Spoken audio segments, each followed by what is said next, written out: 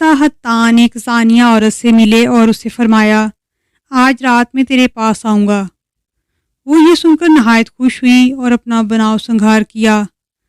چنانچہ عشاء کے بعد وہ بزرگ ان کے پاس آئے اور اس کے گھر میں داخل ہو کر 2 رکعت نماز پڑھی، پھر وہ نکل کر چلے۔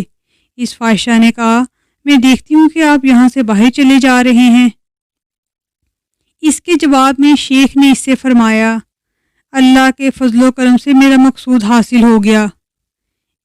اس فرمان نے اس پر ایسا اثر ڈالا کہ اس کو پریشان کر دیا، چنانچہ وہ شیخ کے پیچھے لگ گئی، اس کے ہاتھوں پر توبہ کی۔ اس کے بعد شیخ نے فقیروں میں سے ایک فقیر کے ساتھ اس کا نکاح کر دیا اور فرمایا حلوے کا ولیمہ کرو اور اس کے لیے سالنہ خریدو۔ چنانچہ لوگوں نے ایسا ہی کیا۔ بس یہ خبر امیر کو پہنچی جو اس عورت کا آشنا تھا۔ اس امیر نے مذاق کے طور پر 2 بوتلیں شراب کی شیخ کے پاس بھیجیں اور قاصد سے کہا شیخ سے کہو کہ جو کچھ تم نے کیا ہے اس کی اطلاع ہم کو پہنچی اور ہم خوش ہوئے، اور یہ بوتلیں اور اس کا سالن بناؤ۔ شیخ نے قاصد سے فرمایا ہمارے پاس آنے میں تو نے دیر کر دی، اور ان 2 شیشوں میں سے ایک کو لیا اور اس کو ہلایا تو اس میں سے شہد بہنا شروع ہوا، پھر دوسری شیشی لی اور اسے ہلایا تو اس میں سے گھی بہنا شروع ہو گیا۔